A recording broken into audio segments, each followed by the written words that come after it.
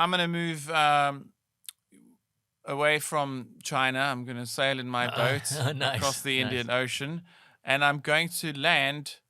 I have to drive around I have to sail around the Horn of Africa and go. I think West Africa-ish for this one, because it's a thing called sickle cell anemia. But my fact, which I'd like to start off with before going into sickle cell anemia things, is that it is, if you have sickle cell anemia, you are highly less likely to get malaria. So that's I mean, look, west of Africa. West of Africa is a high malaria area. Yeah. And in fact, I believe that they're working on a vaccine for malaria at the moment. Wow. I think one was supposed to be arriving in about 2015, but I think they're still testing it and making sure it works. It kills about 400,000 people a year. Yeah, malaria.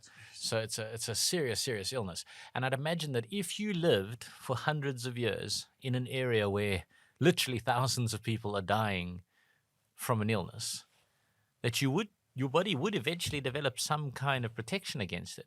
So I could also imagine that such a mutation might also come with negatives. That there might also be negatives attached to some sort of evolutionary mutation. So yeah, I mean, I'm prepared to believe it.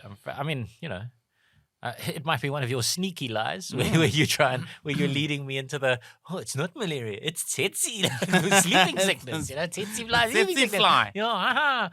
But I'm prepared to say it's true. I'm afraid to say, in general, I believe that particular fact. The tsetse fly was an issue in the Jocko the Bushveld movie. Do you remember the tsetse fly has been a major issue throughout Africa. 36 different. You know that it's the same strain of virus that causes sleeping sickness in Africa, that causes that chigus in South America, which is also just a deadly illness that's spread by some kind of spitting bug, I think, if I remember correctly. Yeah.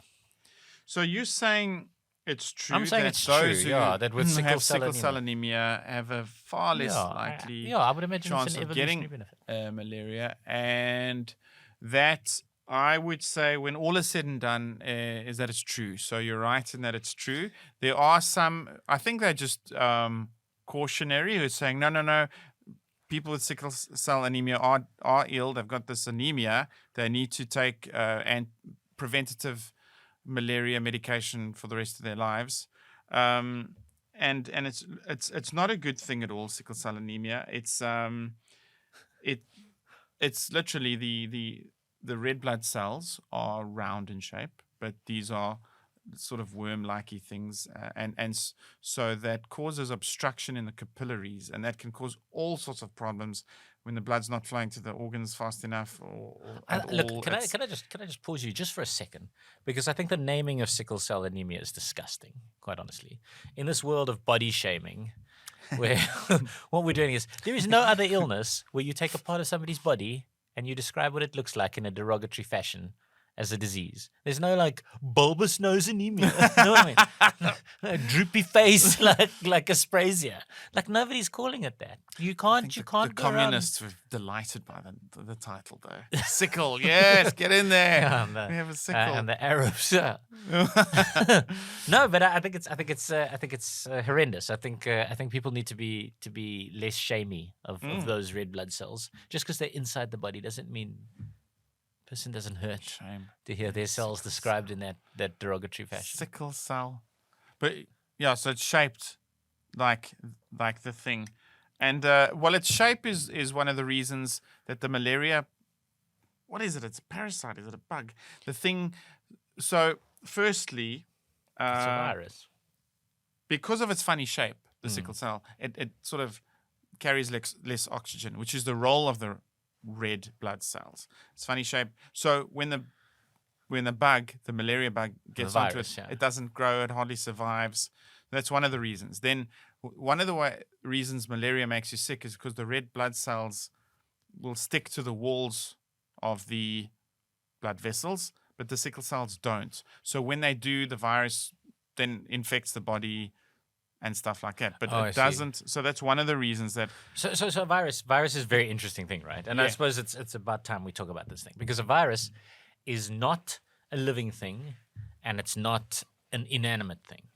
Yes. It is kind of like a piece of coding somewhere between a living thing and a non-living thing. And what it does is, instead of having its own proteins and its own creations, it's literally a couple of molecules. yes, And and instead of having its own proteins and its own life cells, what it does is it enters the cells of another, like of a living thing, and then hijacks that cell to create its own stuff and to replicate its own self.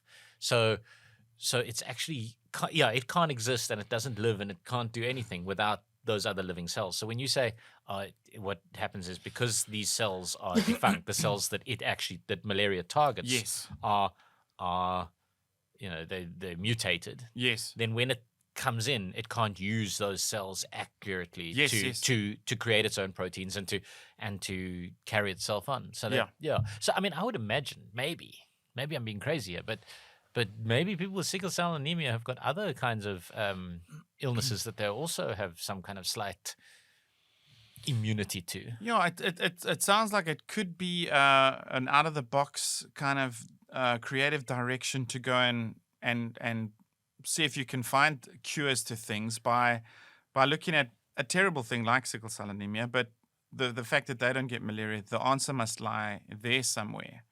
And of course, because it carries less oxygen, and because it doesn't stick to the body, and the body doesn't get infected by it, and the malaria bug doesn't grow much, its presence there does alert the immune system. And because its growth is slow and its spreading is slow, the immune system actually has got more power over it. So, it is a pretty nice thing in that way. one small unique way.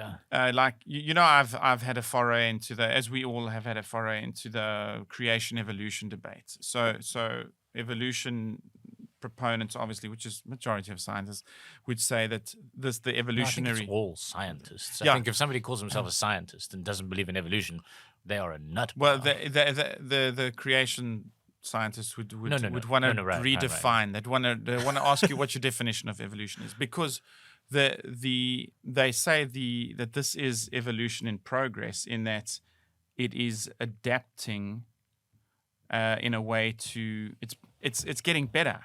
Right. We're finding ways to beat diseases. So are you saying it's not a complete evolution yet? It's a kind of a faulty branch of evolution, maybe. Yes, but the hardcore sort of creationists would go, no, that's not evolution. It is merely a problem. So evolution's got to give you better and more complex. Fortunately, but that was a problem which happened to lead to a benefit.